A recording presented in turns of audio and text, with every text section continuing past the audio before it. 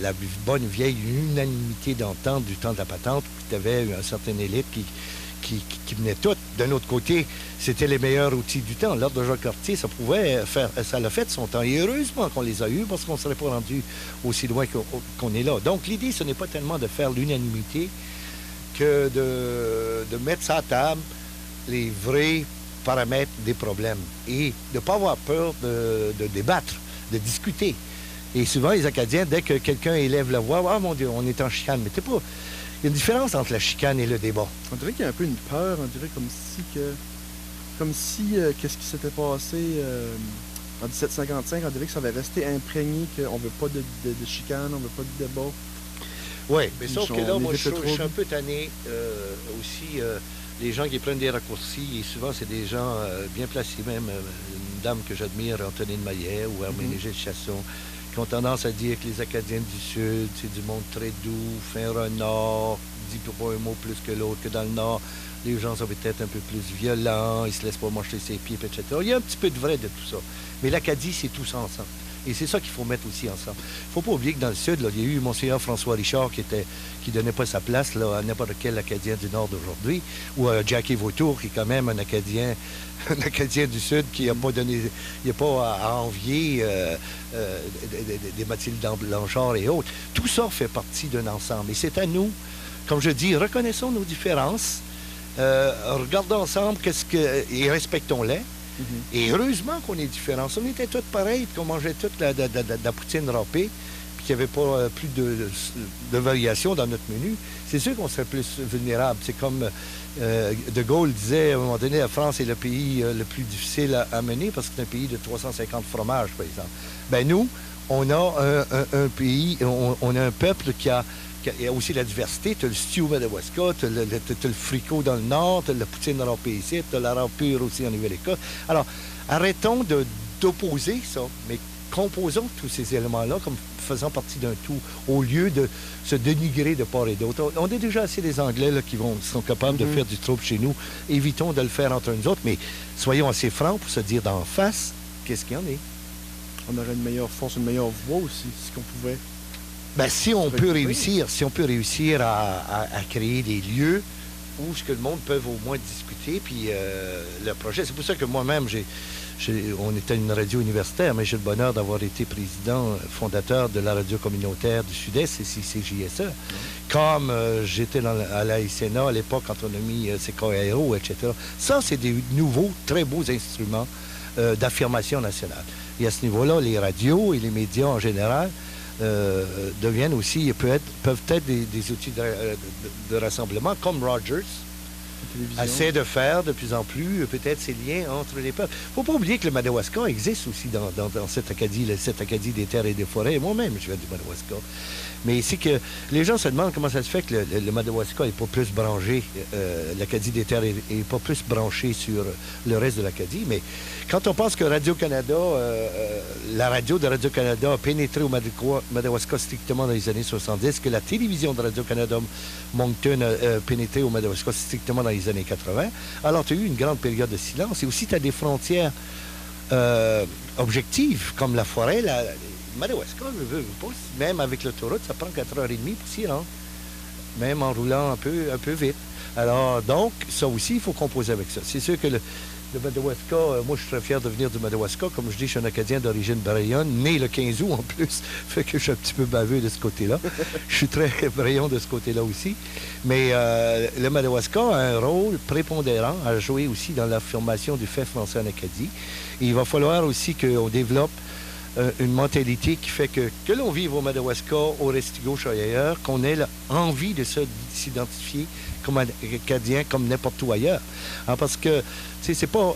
et souvent, aussi, les symboles de l'acadienneté se limitaient à la cage aux morts, au ciré, puis au bateau, puis au filet. Mais un tracteur, puis une chainsaw, c'est aussi acadien, aussi, hein, d'une certaine façon. Alors, c'est ça, on a tout un travail de recentrage de l'identité acadienne. Pour moi, est acadien celui ou celle qui choisit de vivre en français en Atlantique et qui épouse la trajectoire du peuple acadien. vers où il peut aller. Donc, ça veut dire qu'il épouse sa trajectoire, donc il respecte son passé. C'est rien que ça, être Acadien. Tu peux être Marocain et Français. Moi, j'ai des amis africains qui se définissent comme Acadiens, puis là, on a trouvé un nom spécial, on les appelle les Africadiens, et ça se passe très bien. Alors, c'est ça. Donc, si on veut que l'Acadie continue à grandir, comme on ne fait plus assez de bébés, ben, il va falloir qu'on rouvre très grand les bras et qu'on soit très généreux dans l'accueil, que ce soit les Africains, que ce soit des Européens qui veulent venir vivre en français avec nous autres et les intégrer à notre peuple. Tu vois, encore une fois, on peut dire, ben, ils veulent pas venir, mais ils veulent pas venir, il faut que tu regardes aussi où tu en es dans tes faits de vie. Comment est-ce que tu peux attirer du monde en péninsule acadienne quand le monde de la péninsule acadienne s'en va? Alors, tu sais, en autre mot, il faut que tu... Donc, en autre mot, il faut que tu te questionnes aussi. Il faut que tu trouves des mécanismes pour retenir au moins le monde qui est là. Et après ça, ça peut être plus facile d'en attirer d'autres. Du côté international, oui. L'Acadie, comme tout à l'heure, tu avais parlé de l'Acadie au niveau international, ça serait développé. Mais moi, je parle avec certains gens, disons, de France ou des choses comme ça. Mais pas de France, mais de pour d'autres au Canada même. Et j'ai entendu dire qu'on pensait encore que les Acadiens étaient à la chandelle, avec les fermes, puis les... même des Québécois qui pensent... Même des Québécois, oui. Oui. Mais c'est sûr que ce qui arrive aussi, c'est que, tu sais, quand tu as un succès de littérature comme ceux d'Anthony de Maillet, c'est sûr que ça l'a occupé beaucoup l'espace. Mais ça a été réducteur d'une certaine façon. C'est comme les Japonais qui viennent voir Anne of the Green Gables à l'île du Prince-Édouard. Ils pensent retrouver Anne elle-même, alors qu'elle est morte depuis 150 ans. Mais cependant, ils ont fait comme nous autres le village acadien ou la Bouctouche, on appelle ça. Pays de la Sagouine. Pays de la Sagouine. Bon, ben, tu sais, c'est sûr que ça c'est devenu, ça a été porteur et c'est devenu une référence touristique. Mais c'est ça, c'est à nous d'aller au-delà de ça. Mais on est déjà rendu au-delà de ça. Quand tu sais que dans le monde, il y a 800 chercheurs italiens, japonais, polonais, allemands, qui étudient l'Acadie. On réalise pas tout ça, mais le Centre d'études acadiennes et Maurice Basse fait un très bon travail. Il arrive de l'Inde, il arrive du Japon, justement, parce que même en Inde aussi, ils trouvent ça fascinant comment un peuple comme le nôtre ait pu survivre après tant d'années dans une mer anglophone. Parce qu'on est, même avec les Québécois, on n'est que 3 % de francophones en Amérique du Nord. C'est pas beaucoup. C'est pas assez pour se chicaner. Et à l'intérieur du peuple acadien, on est 300 000 en Atlantique et 238 000 au Nouveau-Brunswick. Là aussi, c'est pas assez pour se chicaner. Mais assez quand même pour se parler d'en face, pour faire ensemble des projets et de vouloir occuper plus de terrain. Parce qu'il n'y a personne qui va nous le donner. Tout ce qu'on a eu jusqu'à maintenant, c'est parce qu'on s'est battu. Parce qu'il y a du monde qui se sont levés debout. Oui. Comme on se levait à Bathurst, moi j'étais dans le temps qu'on se battait pour les commissions scolaires françaises puis des écoles en français, on les a sortis les pancartes. Mais des fois, il faut les sortir les pancartes. Ça se fait plus beaucoup en 2008, je trouve. Non, il y a peut-être d'autres... Ben, sauf qu'il y a des pancartes électroniques. Je veux dire, les gens occupent de plus en plus le terrain électronique, l'Internet, etc. C'est vrai que, sans avoir la nostalgie de ça, peut-être qu'il y a des moments donnés qu'il va falloir penser et retourner aussi dans la rue. Parfois, c'est le seul langage que les politiciens connaissent. Mais c'est vrai qu'on a une multiplication de nouveaux moyens, donc la mobilisation ne se fait plus de la même façon. C'est très difficile de ramener des gens dans les salles, mais il va falloir trouver une façon quand même de les ramener. Il y a l'Assemblée annuelle de la Société acadienne et acadienne du Nouveau-Brunswick, justement le 24, 25, 26 octobre. J'aimerais ça qu'on soit 200-300 personnes et que ce soit un grand rassemblement de nouveaux départs. Bon, c'est bien beau chialer ce que la SNB a été jusqu'à maintenant. Ben, si tu as envie que ça change, fais comme moi. Moi, je me présente en présidence.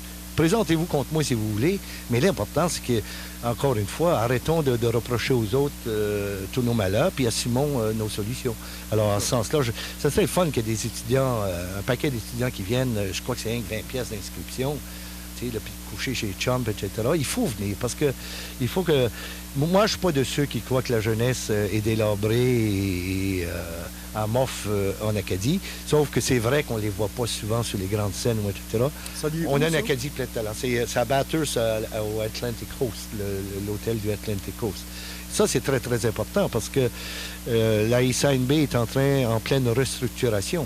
Et c'est ça qui va faire que ça devient important de pouvoir participer à définir la SNB de l'avenir. Et moi, bon, j'espère en être le premier président, mais Une chose qui est sûre, c'est que j'ai l'énergie et j'ai la volonté et j'ai envie de le faire, mais je ne peux pas faire ça tout seul. Un homme ne peut pas faire ça tout seul. Et on a besoin d'une